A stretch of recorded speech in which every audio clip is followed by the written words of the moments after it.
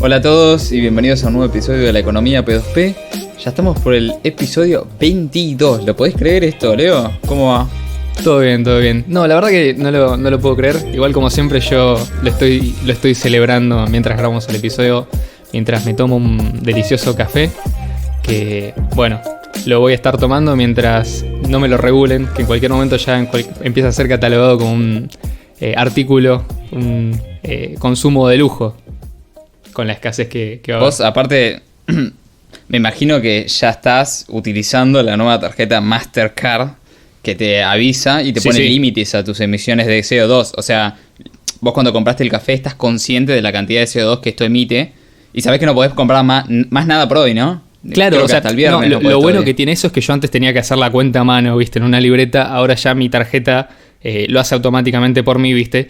Y no me deja salir a la calle, o sea, con el portero eléctrico, ¿viste? Si se da cuenta de que intento a salir o lo que sea, directamente ya no me lo permite porque, bueno, me tomo el café, pero no puedo salir a tomarme el colectivo porque eso aumentaría mi huella. Entonces, en ese sentido, digamos, ellos ya se ocupan de mí y yo no me tengo que preocupar por emitir más de lo que me corresponde. Soy un buen ciudadano en ese aspecto. Ah, qué bueno. Se nota que tuviste muchos años de educación ciudadana en el colegio público y ya estás listo para el 2030. Más que listo. Ya en cualquier momento voy a ir a hacerme la operación y en definitiva vamos a terminar todos contribuyendo a extinguir la raza humana para que el mundo siga existiendo. Sí, me alegra escuchar mucho esto. Bueno, saliendo del chiste y del sarcasmo. ¿Era sarcasmo? Vamos a... ¿Cómo que no era sarcasmo? Bueno, hoy vamos a tocar un tema que básicamente queremos charlar, el tema de el hecho de si el dinero escala por capas o no, ¿no? Porque acá hay como un cruce entre lo tecnológico, lo monetario y distintos ámbitos. Entonces, antes de querer hablar de esto, queremos ir a un tweet muy interesante que hizo Diego Giacomini, que la verdad que sin estar dentro de todo el tema del fork, o sea, haber vivido todo el fork de 2017 y todo esto, su tweet da en el clavo. Así que si querés contarnos un poco el resumen del tweet básicamente y lo charlamos un poco, porque la verdad que muy interesante. Sí, esto era una cadena de tweets, era un hilo, nosotros tomamos algunos y los resumimos, pero en esencia dicen lo siguiente. Diego Giacomini empieza: la gente, utilizando el BTC para ganar dinero fiduciario, es decir, dinero fiat o estatal, ha logrado desvirtuar por completo a Bitcoin. ¡Qué sorpresa! Que terminó respondiendo a los movimientos de política de la Fed, igual que el S&P 500, Nasdaq y Dow Jones. Estos son índices que miden los mercados de acciones. O sea, han empoderado al Estado para que influya en el valor del BTC. Una locura. Cualquiera del campo de BTC diría que esto es completamente falso, pero Diego Giacomini sigue en su análisis. O sea, explica cómo llegó a esta conclusión. Dice: los datos de 2012 a 2022 muestran que el BTC responde en un 86 y 88% a los movimientos de creación de base monetaria y de M2 que hace la Reserva Federal de Estados Unidos, con sus aliados inmorales del sector bancario, creando crédito desde la nada sin respaldo. Repito, dice, cuando la gente empezó a usar el Bitcoin para ganar y obtener rentabilidad en dinero fiduciario, terminó empoderando al Estado e hiriendo de muerte la filosofía y ética del BTC. El BTC no se murió su esencia, ética y filosofía. Usándolo para ganar dinero fiduciario, han logrado convertirlo en un activo de riesgo más. Si BTC se mueve en un 86% al ritmo de algo sobre el cual el Estado tiene el 100% de control, la base monetaria, se mueve al ritmo de los burócratas de carne y hueso de la Fed. Esto es en esencia lo que plantea Diego Giacomini y consideramos que el análisis es correcto, es exacto, es preciso y llega a las conclusiones correctas. Es decir, esto apunta al origen del problema, que es que BTC dejó de ser utilizado como lo que era originalmente, una forma de transmitir dinero en efectivo a través de Internet, es decir, un sistema de electrónico digital sin intermediarios, y pasó a ser un activo especulativo más. Ahora, la pregunta es, y a lo que apuntaríamos a que Diego analice, ¿por qué sucedió esto? Es decir, ¿qué fue lo que modificó o qué problema tenía BTC? Es decir, ¿él considera que es un problema interno del modelo de incentivo o hay algo que intervino para que BTC dejara de ser un dinero en efectivo y que se dejara utilizar como dinero y pasar a ser un activo de especulación, que es lo que él correctamente menciona. Entonces, por ahí lo que haría falta es analizar esto y en definitiva también llegas a la conclusión de que si BTC dejó de funcionar como funcionaba originalmente, es decir, él menciona los datos de 2012 a 2022, entonces desde 2009 que se inventó Bitcoin, empezó a funcionar hasta ese año, algo había, es decir, la comunidad originalmente lo usaba de otra manera. Bueno, ¿qué es lo que ocurrió? ¿Qué es lo que pasó? Y es también un poco el tema del que vamos a hablar el día de hoy en el podcast. ¿Querés comentar algo al respecto del tuit o del hilo, Ian? Sí, primero que la visión, si se quiere, o el espíritu original de Bitcoin sigue presente en la versión Bitcoin Cash de Bitcoin. O sea, el foco de que esto pueda ser utilizado por todos, en la que todos tengan la custodia de sus fondos y realmente se cree una economía paralela utilizando Bitcoin como dinero, sigue viva y más que nunca en Bitcoin Cash. Lo que sí ha pasado es que como en el lado de BTC no solamente se cambió el discurso, o sea, se rompió con esta narrativa de ser utilizado como dinero y, digamos, independizarte del dinero estatal. Ese cambio de narrativa fue acompañado por un cambio en los incentivos. O sea, de repente, de esto va a escalar para que pueda procesar más transacciones por segundo, fue solamente 5 transacciones por segundo como máximo. No puedes hacer más. Entonces, claro, la gente... o sea, no solamente les empezaron a decir que no lo pueden usar, sino que literalmente no lo podían usar. Entonces, digamos, el cambio de incentivos y el cambio de la narrativa fueron de la mano. Y esto vos lo ves durante la llegada de Blockstream y compañía, ¿no? Pero, y ahí les recomendamos el documental de Quién mató a Bitcoin en el canal de La Eterna Vigilancia. Pero sí, o sea, lo que está diciendo Diego tiene totalmente la razón. Lo único que le falta agregar es que la visión sigue viva, y sigue viva en Bitcoin Cash. Y no solo sigue viva la visión, siguen vivos los incentivos. O sea, el hecho de que esto pueda ser utilizado por muchos de manera barata, segura y bla, bla, bla. Sigue viva en Bitcoin Cash y sigue viva la visión original, ¿no? De utilizarlo como dinero. Así que la verdad que espectacular, le falta un empujoncito. Sí, la otra cosa que yo por lo menos corregiría o a lo que apuntaría es cuando dice BTC no se murió su esencia, ética y filosofía. Les podemos garantizar, gente, que la esencia de los primeros Bitcoiners sigue más que nunca presente en la versión Bitcoin Cash de Bitcoin. Es la que continúa justamente con esta idea, la que aparece para rescatar de alguna manera del desastre impulsado por Blockstream y los small blockers el discurso. Obviamente apoyado no solamente por grandes corporaciones y en definitiva incluso organizaciones estatales, sino también utilizando herramientas como la censura discursiva y demás. Obviamente estas son cosas que no se discuten y no se dicen, pero son parte de la historia de Bitcoin y obviamente el día de mañana, si Bitcoin Cash logra sobreponerse a todo esto, van a ser parte importante de lo que se le va a explicar a la gente sobre cuál fue el origen y los obstáculos y barreras que tuvo que pasar la versión original de Bitcoin para poder seguir siendo un dinero en efectivo digital. Pero en definitiva lo que le decimos a Giacomini es Bitcoin sigue manteniendo su misma filosofía, solamente que BTC no es Bitcoin, sino que Bitcoin Cash es Bitcoin en el sentido de que es el que responde a esos incentivos originales y que mantiene la filosofía original. No solamente en una cuestión de código, en una cuestión técnica, sino en la comunidad y en lo que impulsa a esa comunidad a seguir adelante. Entonces dejamos la invitación abierta. Sí, exactamente. Así que bueno, continuamos con el tema del podcast, que tiene que ver igualmente con lo que habla Diego en el tweet. Ya van a ver por qué. Pero bueno, la primera pregunta es, ¿qué se entiende por capas? O sea, en un sistema de cadena de bloques, ¿qué es lo que entendemos por capas? Me parece que acá te tiro la pelota, Leo, nuevamente. Básicamente cuando uno plantea capas, generalmente se refiere a diferentes utilidades o funcionalidades que se le dan a una cadena de bloques. Tal cual está explicado, por lo menos en este caso me quiero enfocar en el caso del protocolo Bitcoin, como lo explica Satoshi Nakamoto. Originalmente el protocolo descrito en el white paper es un sistema por el cual se realizan transacciones utilizando claves criptográficas. Entonces, esencialmente el protocolo sirve solamente, entre comillas, para eso, es decir, para hacer transacciones, transferir valor.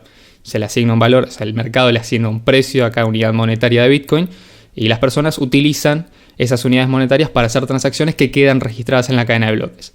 Pero hay ciertos casos de usos o ciertas funcionalidades que pueden estar por fuera de las posibilidades técnicas de eso que permite.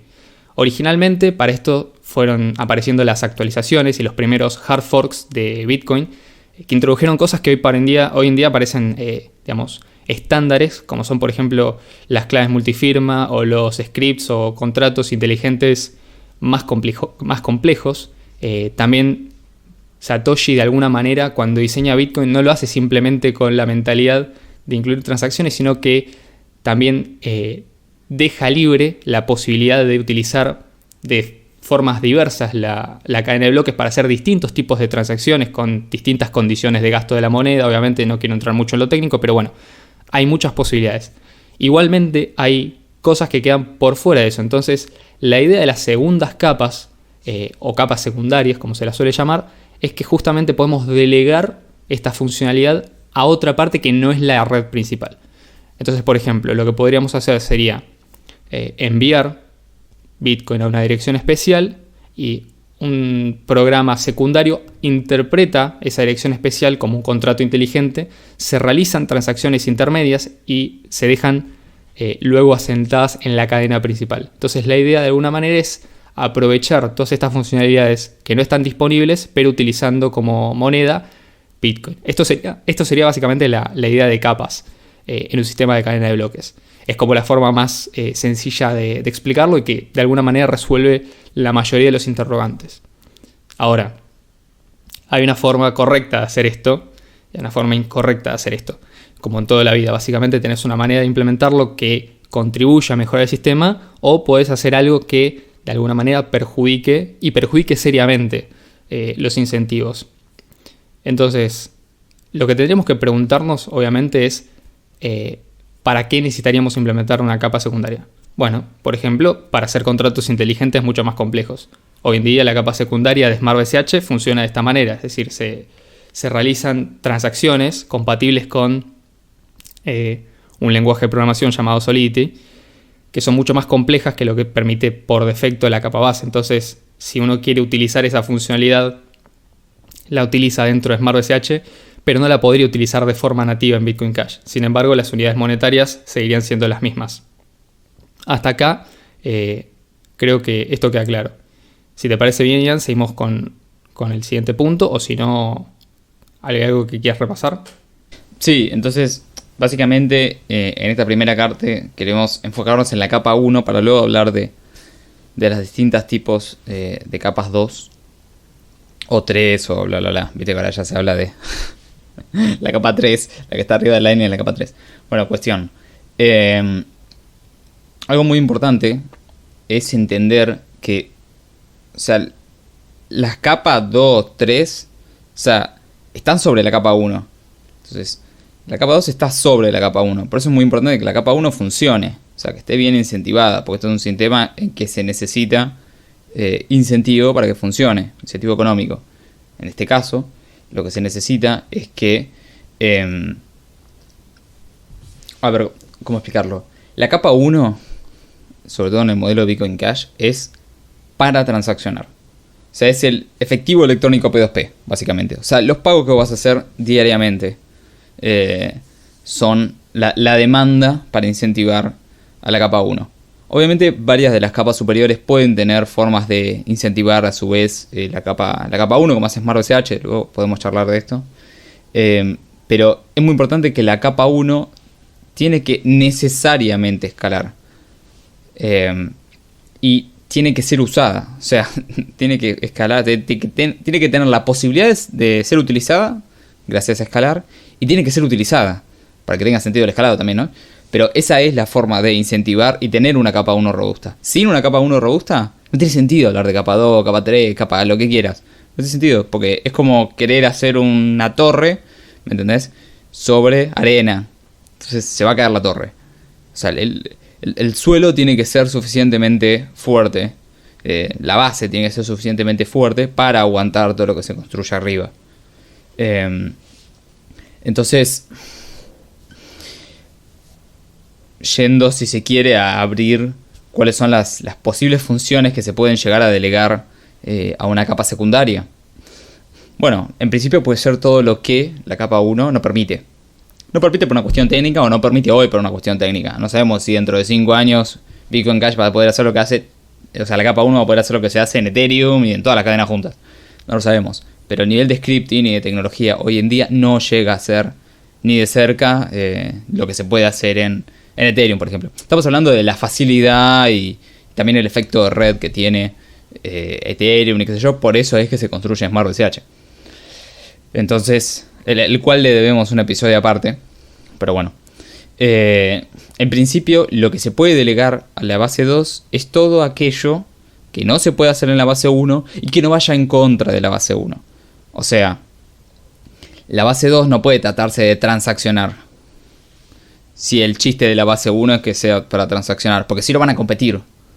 Y no es la idea. La idea es que la base 1 sea robusta, no parasitada por otra base. Eso es, por ejemplo, el caso de Bitcoin y Lightning.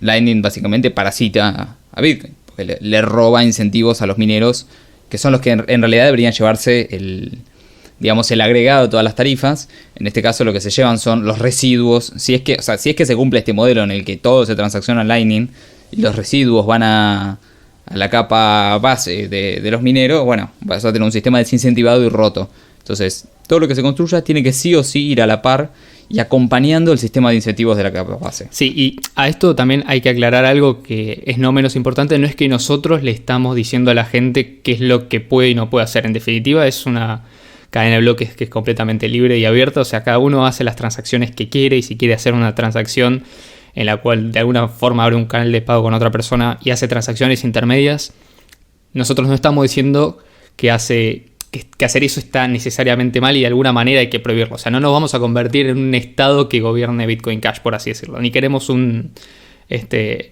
represalia para la gente que lo hace. Lo que estamos diciendo es que si vos permitís que Bitcoin Cash escale para mantener el modelo de incentivos, para mantener a los mineros incentivados, para mantener la actividad económica en la red, para que seguir haciendo transacciones en la red nativa sea lo barato y lo usual, la gente va a elegir eso y no va a tener necesidad de segundas capas para por lo menos hacer transacciones.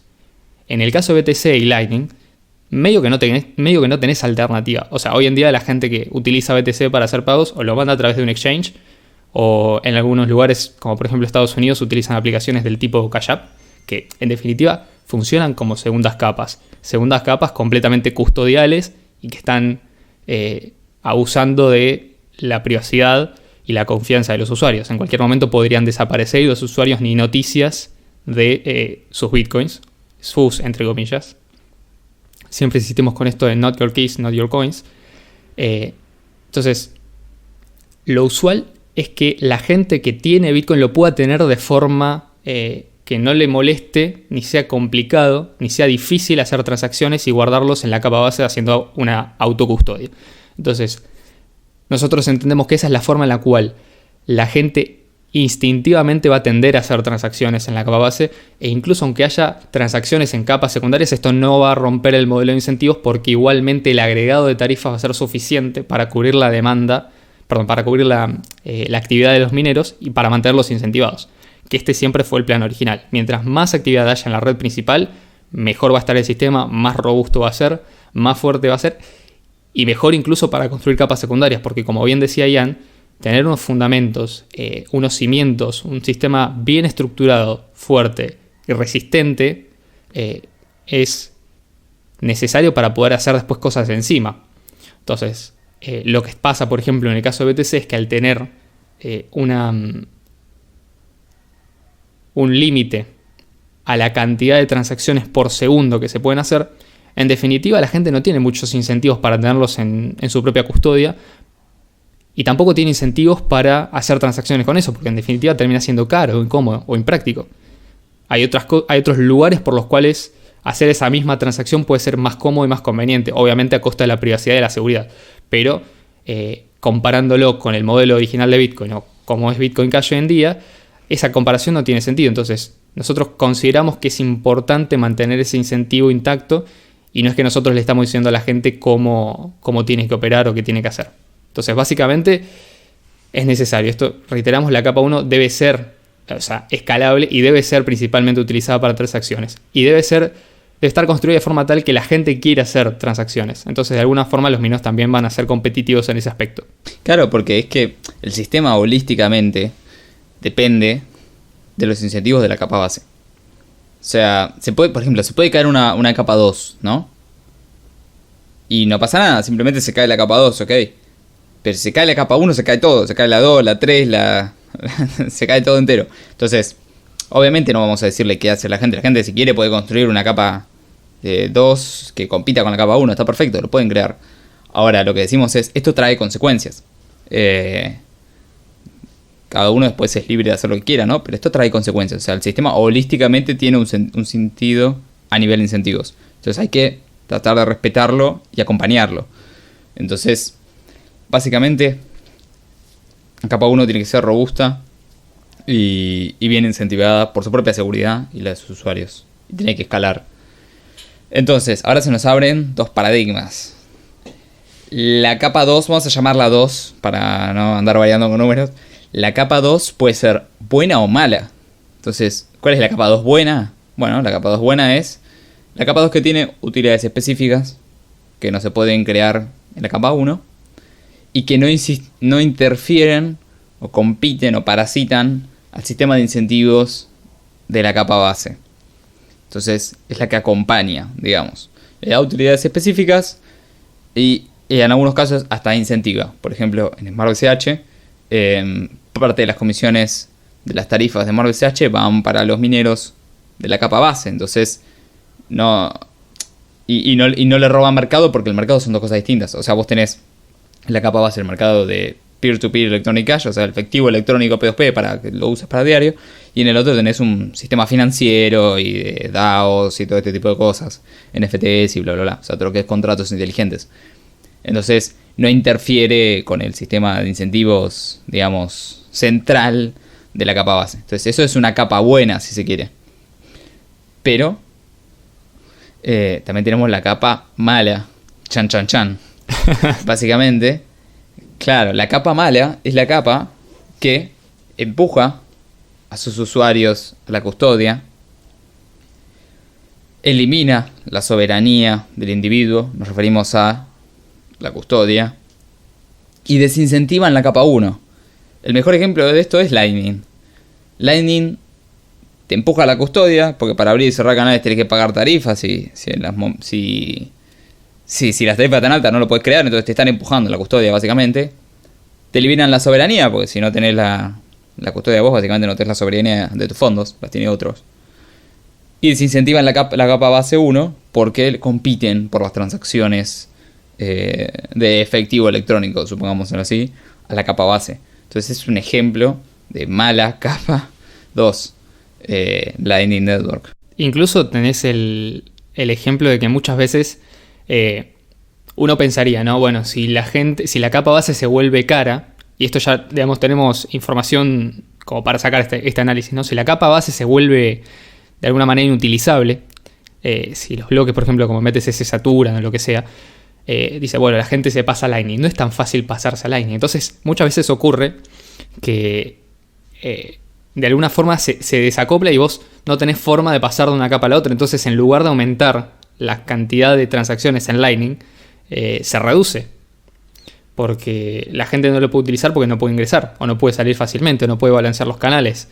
Y a su vez, si las transacciones son baratas, y esto puede ser en BTC, esto es algo malo porque significa que los mineros no van a estar incentivados por muchos años y muchos halvings subsiguientes, la gente no tiende a utilizar Lightning, sino que utiliza de alguna forma la capa base. Los que lo utilizan, no en general, es decir, la mayoría de los usuarios sabemos que tienen las monedas en un exchange o utilizando sistemas custodiales. Sí, hay que entender que como la oferta de cantidad de transacciones que puede procesar la red de BTC es entre 3 y 5, más o menos 2 y 5, una cosa así, que las tarifas sean bajas significa que nadie la está usando.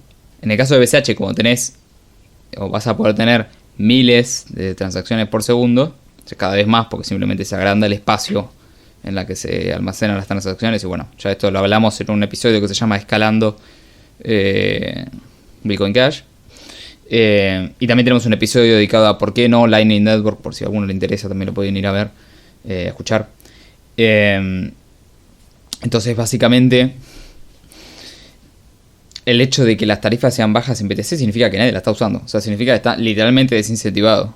Sabiendo que cada vez el incentivo por nuevos bitcoins es menor. Esto también ya está charlado en un montón de episodios, como escalando la seguridad de Bitcoin Cash, donde si quieren lo pueden entender perfectamente. Pero esto lo que estamos haciendo es mostrando cómo una mala segunda capa perjudica a la capa principal, por lo cual perjudica al sistema entero. Porque si a Lightning le va bien y a BTC el capa 1 le va mal, Lightning se cae, porque está básicamente basado en la capa 1, o sea, no tiene sentido. Entonces, después también tenemos ejemplos como los de Blockstream y su modelo de negocio. Blockstream en su momento intentó crear Liquid, no sé si sabes bien. Sí, quería aclarar algo recién con esto que mencionabas. Yo considero que en sí, digamos, no es que el Lightning sea una mala segunda capa en sí. Es decir, es mala también porque la capa base es mala, por lo menos donde está aplicada en BTC. Entonces, supongamos que el día de mañana, esto es, por ahí es una opinión personal, pero supongamos que el día de mañana hay un flippening, es decir, el precio de BCH tiende a subir más que lo que sube el precio de BTC, por ejemplo, y se ubica por encima en una posición del market cap. Yo sospecho que muchos de los proyectos que están implementados en BTC migrarían a Bitcoin Cash. Y de hecho Lightning en particular está pensado para funcionar con bloques grandes, y esto lo dice en el mismo white paper o en el mismo documento fundacional de Lightning Network. Entonces esto está estudiado por los mismos creadores. En el caso, digamos, de que funcione, Lightning podría funcionar mucho mejor sobre Bitcoin Cash que sobre Bitcoin BTC. O sea que es una mala capa secundaria, considero yo, en Bitcoin BTC. No necesariamente en una criptomoneda con una capa base robusta como Bitcoin Cash. Entonces ahí tenés un poco la diferencia que mencionábamos hace un rato de la de tener una capa base que no resiste, digamos, a las modificaciones y al tiempo, y que no está correctamente incentivada, versus tener un sistema grande, robusto, que permite hacer un montón de funciones y que constantemente está recibiendo incentivos para mantenerse. Entonces, ¿esto qué significa en Bitcoin Cash? Tener un montón de transacciones. La gente no dejaría de utilizar la capa base para usar Lightning, porque claramente el diseño original de Lightning no apunta a eso, pero sí puede tener casos de uso específicos que, como bien mencionábamos al principio, no son los mismos o no es el mismo tipo de demanda que existe en la capa base. Entonces, si bien el grueso de las transacciones se harían en la capa base, usar Lightning en estos casos puede tener algún tipo de incentivo, porque de hecho hay cosas muy copadas construidas encima de Lightning que se podrían implementar encima de BCH. Simplemente que en el caso particular de Lightning sobre BTC funciona mal y es una mala capa y parasita porque la capa principal no está correctamente incentivada. Entonces yo considero que es más un problema de BTC que la tecnología de Lightning. Esto aclararlo también porque por ahí siempre se confunde esto. Y después, bueno, sí, con respecto a lo que fue Blockstream, vamos a repasar un poco la historia para los que no saben qué es Blockstream o de dónde salió. Básicamente es una empresa que, si no recuerdo mal, en el año 2013 o 2014 aparece con esta idea de ayudar a contribuir con el desarrollo de Bitcoin. Recordemos que en ese momento todo el mundo sabía que Bitcoin era un sistema de dinero digital que tenía como objetivo directo competir contra las monedas y competir contra todos los sistemas de transferencia de valor. Es decir, era un 2x1, tenías la moneda y el sistema de transferencia de esa moneda integrados en la misma tecnología, en el mismo protocolo. Entonces, bueno, la idea era cómo hacemos que más gente adopte y empiece a utilizarlo para transacciones. Entonces el foco de la adopción estaba en cómo hacemos que más locales acepten Bitcoin, cómo hacemos que más usuarios conozcan Bitcoin, cómo convencemos a la gente de que Bitcoin es una mejor forma de dinero en general que el dólar, que el euro, que el yen, que la moneda nacional que sea, que está protegida de la inflación y demás. Todas estas ventajas que tiene Bitcoin. Entonces, en este contexto aparece Blockstream y dice: muchachos, nosotros queremos colaborar con el desarrollo de Bitcoin. Queremos, porque somos muy buena gente, dicen, ofrecer capital para mantener el desarrollo de Bitcoin vivo, contribuir con nuevas tecnologías y ayudar a esta adopción. Entonces, cuando uno todo muy lindo el discurso, en principio no hay nada malo con eso. Cuando uno va, por ejemplo, a la página de Blockstream, que hoy en día puede revisar, no les voy a decir nada, vayan y fíjense quiénes son los inversores de Blockstream. Y ya van a tener una idea de por qué esto debería haber sido una señal roja, o una banderita roja, o una red flag, como le guste decirlo, para darse cuenta de que había intenciones ocultas. Y esto también se demostró en la práctica. Ellos lo que hicieron fue contratar a algunos de los principales desarrolladores de Bitcoin Core, que en ese momento era la implementación, la única implementación que existía realmente de Bitcoin. Y a partir de ahí empezaron todos los problemas. Cuando empezó a haber acumulación de transacciones en la cadena de bloques, o que no se podían realizar transacciones, o que empezaban a subir las tarifas, de golpe la gente que dice, bueno, ya sabemos que en un momento tenemos que subir el límite máximo, o eliminar el límite máximo de 1 megabyte, de golpe, por alguna razón, estas personas se empezaron a oponer. Los mismos desarrolladores que habían trabajado en Bitcoin incluso durante mucho tiempo, algunos moderadores de los foros, algunas personalidades que habían aparecido posteriormente a la creación y que no habían estado originalmente vinculadas con el origen, la primera expansión de BTC. Y de repente nos damos cuenta de que parte del modelo de negocio de Blockstream era justamente vender capas secundarias. Y acá tenés el ejemplo de Liquid. Liquid es una capa secundaria que se presenta como una alternativa y una solución a los problemas de escalabilidad de Bitcoin. Entonces, claro, qué interesante, ¿no? Porque en definitiva Blockstream, que es una empresa privada, tiene su beneficio, es decir, sus ganancias, vendiendo productos que funcionan en base a lo que BTC no podía hacer. Es decir, si BTC funciona mal, Blockstream y sus productos se convierten en una empresa valiosa.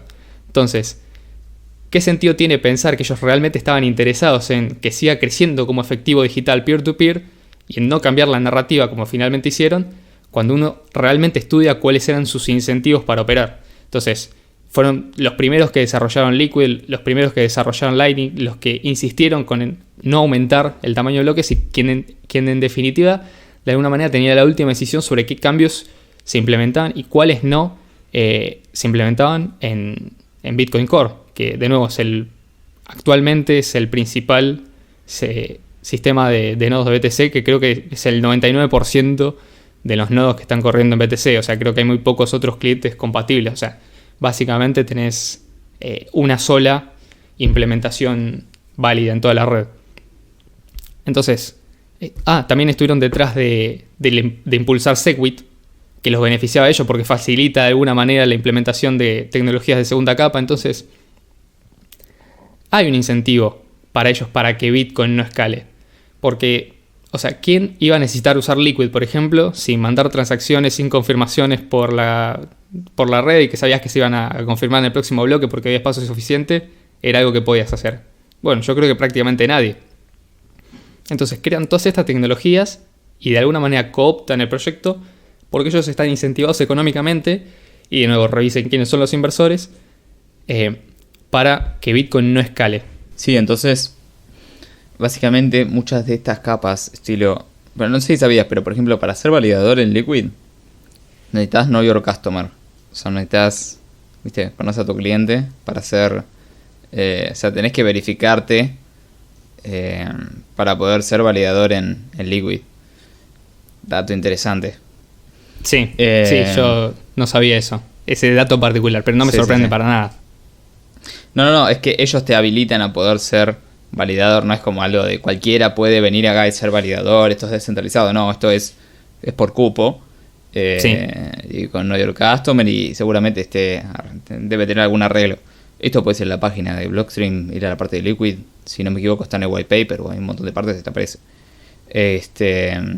O sea, te dicen lo clásico, ¿no? Todos pueden ser, es como, todos pueden tener un banco, pero después anda que te aprueben y bla, bla, bla, y requiere todo un sistema. Perdón, quiero hacer Bitcoin Cash no es así. Una aclaración. Esto es algo que acabo de buscar y encontrar porque me acordaba de que lo había posteado. Hace 2 años en el foro de BTC en Reddit, o sea, no de BTC Bitcoin BTC, sino que el foro de Bitcoin Cash en Reddit se llama BTC, por razones históricas, porque apareció antes del fork en 2015. Pero básicamente ahí es donde está toda la discusión de BCH concentrada. Y en ese momento ellos en la página de Liquid, la gente de Blockstream, vos ibas a la página de Liquid, y tenían una descripción de por qué usar Liquid. Y mirá lo que ponían. Ellos, digo ponían porque después lo terminaron sacando, obviamente. Pero ellos pusieron transacciones rápidas y privadas. En lugar de enfrentar largos e impredecibles tiempos de confirmación cuando se transfiere Bitcoin entre cuentas, las transacciones de Liquid se completan totalmente en 2 minutos. Las transacciones confidenciales o la tecnología de transacción confidencial permite las transacciones para ser completadas de forma privada, previniendo la competencia. Básicamente es como una red impulsada para la gente que hace trading o que se mueve entre exchanges. Que en definitiva esto uno nunca lo ve implementado. Pero digamos, quiero hacer énfasis en esto. Largos e impredecibles tiempos de confirmación cuando se transfiere Bitcoin entre cuentas. Es decir, cuando se utiliza la capa base. Y uno piensa, perdón, ¿ustedes no estaban a cargo del desarrollo de esto? O sea, ¿ustedes están admitiendo que su producto, en este caso Bitcoin Core, tiene tiempos largos e impredecibles de confirmación? Esto hace 2 años. Y claro, yo lo posteé. Entonces, Blockstream oficialmente reconoció que hicieron que los pagos de Bitcoin sean impredecibles para su uso como peer-to-peer electronic cash. Es decir, ellos activamente reconocen o reconocían haber modificado el propósito de Bitcoin para que no pueda ser utilizado y para que la gente requiriera capas secundarias. Esto después eventualmente lo terminaron cambiando, lo sacaron o lo pusieron de otra manera completamente diferente. Pero por lo menos quedó registrado y si uno busca el posteo está todavía en Reddit y está la imagen con la captura que en ese momento logré sacar. Pero es interesante porque obviamente es prueba gráfica y es material de evidencia prácticamente, te diría. Es como cuando llegas a la escena del crimen y te encontrás con las pistas. Bueno, esta es una que apunta directamente a un solo culpable. Sí, para los que le interesan, ya saben, los invitamos a ver el documental ¿Quién mató a Bitcoin? Ahí hay también increíble. Un montón de información del todo el tema de la censura y todo esto. Pero básicamente acá lo que tenés es una capa base, digamos, desincentivada, digamos, con una pata coja, que no sirve, para poder montar capas, si querés capas institucionales, podríamos llamarla, capas malas, en la cual son para negocios particulares. Por ejemplo, tenés Liquid, que es de Blockstream, y quienes Blockstream apruebe como validadores, o sea, para esta institución y sus amigos. Después tenés, por ejemplo, Lightning bajo el esquema actual, que básicamente empuja la custodia o empuja a llevar a usar servicios como Chivo y bla bla bla. Sí, básicamente son servicios custodiales. Sí, es una billetera del Estado que te desaparece la plata y qué sé yo. Pero entre algunos de los problemas, eso debe ser el menor de los problemas que tiene. Sí. Pero básicamente, o sea, está hecho para que los grandes hubs, o sea, como vos no podés abrir tu propio canal, vas a usar el canal de otro. En este caso lo que vas a tener son los canales más conectados, más líquidos, más gordos. Va a estar claramente centralizado como lo está hoy en día. Sí. Entonces, ahí es donde tenés el efecto de red de Lightning, en los canales mejores conectados. Entonces, básicamente lo mismo, es grupos que se hacen amigos de otros grupos. O sea, si yo tengo el canal de Lightning más grande, básicamente puedo decidir contra quién me conecto. Claro. O sea, a quién le puedo dar liquidez y a quién no. O sea, si de repente no me caes bien, te puedo sacar del mercado prácticamente. Sí. Yo y algunos más, ¿no? No, es que claro, y aparte, totalmente, vos suponete, no tenés una gran institución, ¿no? Y necesitas decidir a quién le vas a brindar liquidez o con qué otros nodos de Lightning vos te conectás. ¿Le vas a dar liquidez a Pipo de Buenos Aires que tiene una computadora, viste, y 4 amigos con los cuales hace transacciones de forma más o menos consistente? ¿O le vas a dar liquidez a una institución mucho más grande, una institución bancaria, viste, que necesita sacar, no sé, que tiene varios clientes, viste, que tiene su propia billetera, con una interfaz por la cual los clientes hacen transacciones y ese tipo de cosas, entre ellos, por ejemplo?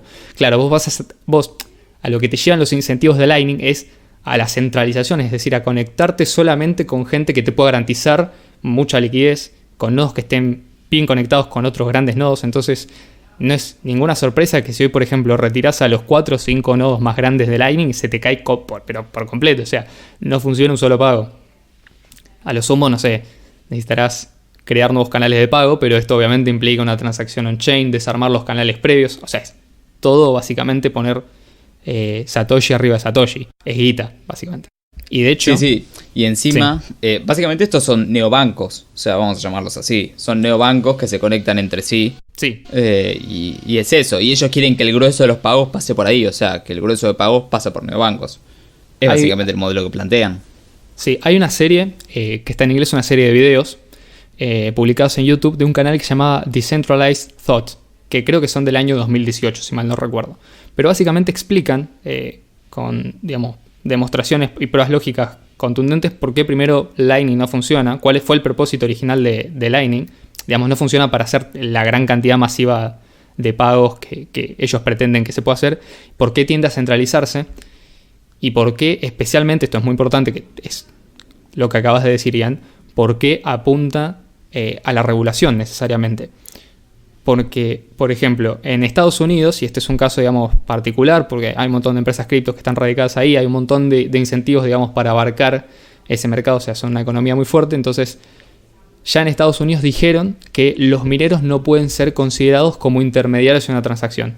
¿Por qué? Bueno, básicamente es lo mismo que explica el white paper. Los mineros no ofician ningún rol en la transacción, simplemente la dejan registrada, pero la transacción ocurre peer-to-peer porque queda ubicada en la cadena de bloques donde una cuenta envía dinero a otra sin la necesidad de utilizar un intermediario. Ahora, este no es el caso con los canales de Lightning. Los canales de Lightning ofrecen liquidez, ofrecen un servicio y están usando su propia liquidez para hacer los pagos. En definitiva, son intermediarios. Son intermediarios. Y en ese caso, según por ejemplo la regulación de Estados Unidos, ese tipo de consideración los ubicaría entre lo que sería, por ejemplo, una entidad bancaria. Entonces, eventualmente, de forma legal en Estados Unidos, solamente se podría correr un nodo de Lightning si vos sos una entidad bancaria. Y vos también, como entidad bancaria, estás incentivado a hacer Know Your Customer, a pedir una licencia, a pedir una identificación, a decir, che, ¿qué estás haciendo con tu plata? O a preguntar, ¿por qué compraste esto? Decidime, porque si no te congelo el dinero. Y ese tipo de cuestiones a las cuales estamos acostumbrados. Sí, es que, viste, ahí siempre ellos te argumentan, no, pero aunque te pongan la regulación, vos te vas a poder abrir tu canal. ¡Cachín! No. No Es así. Porque vos te parece que si van a poner una regulación, ¿no? La regulación que va a decir va a estar adaptada. Que tu canal, señor institución, solo se puede conectar con los canales aprobados, bajo la misma regulación. O sea, vos no te vas a poder conectar a un canal bien conectado, no. Vos con tu nodo no te vas a poder conectar a ningún otro lado, a otro nodito a lo sumo. Pero si querés ir a donde está la liquidez, no vas a poder, porque no te van a dejar, o sea, no te van a dejar conectarte. Ellos se van a conectar entre ellos, quienes son los aprobados, y van a seguir la regulación. Esto va a ser así, o sea, es clarísimo, no sé por qué le dan tanta vuelta. Pero bueno, muchos institucionales y grandes inversores de Wall Street buscan de alguna forma ganarse su lugarcito y parasitar capas. Esto lo vemos con Strike, en Lightning, Chivo, si no me equivoco Bitfinex también ahí en Lightning. O sea, tienen como se buscan su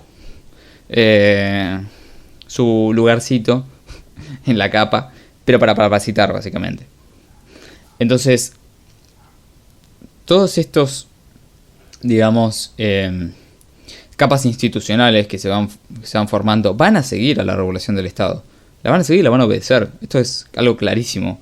Imagínate si vos tenés una exchange, supongamos Strike, ¿no? Ganás millones de dólares por año. Tenés un canal Lightning bien conectado. Te ponen una regulación, la vas a aceptar. Porque es eso o tiras tu empresa abajo.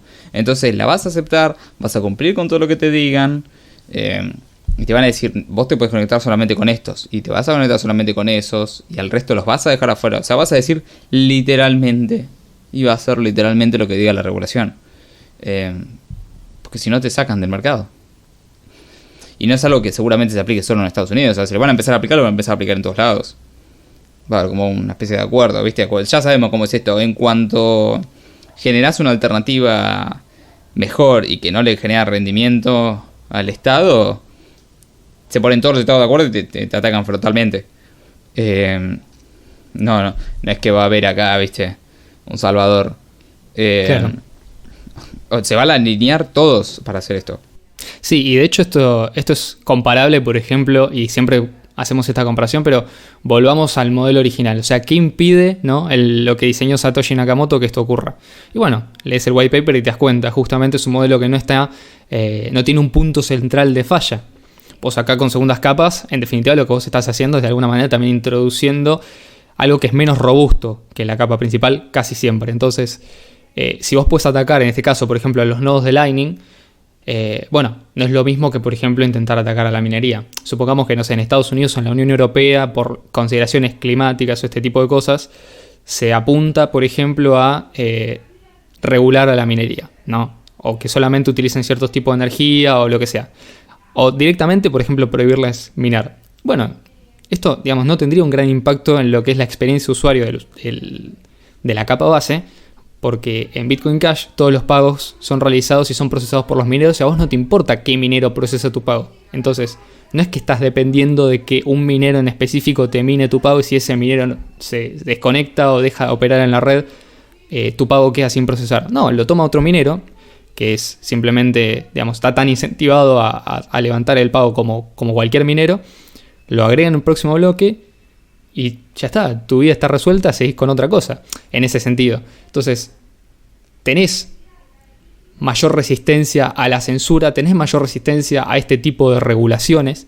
No es tan fácil ir contra la minería como ir contra capas secundarias, contra canales de Lightning, contra instituciones financieras que están operando por encima, incluso contra startups, que digamos, si bien son empresas más chicas, justamente son las que están más incentivadas a seguir las reglas de juego que impone el Estado, porque básicamente quieren permanecer en su negocio. Entonces, no me extrañaría si el día de mañana billeteras que hoy en día ofrecen esta funcionalidad de abrir canales de Lightning, o que te ofrecen, entre comillas, una billetera Lightning semi-custodial, te empiezan a pedir Know Your Customer, por ejemplo, para poder seguir brindándote ese servicio, porque en alguna jurisdicción del mundo se lo empiezan a pedir.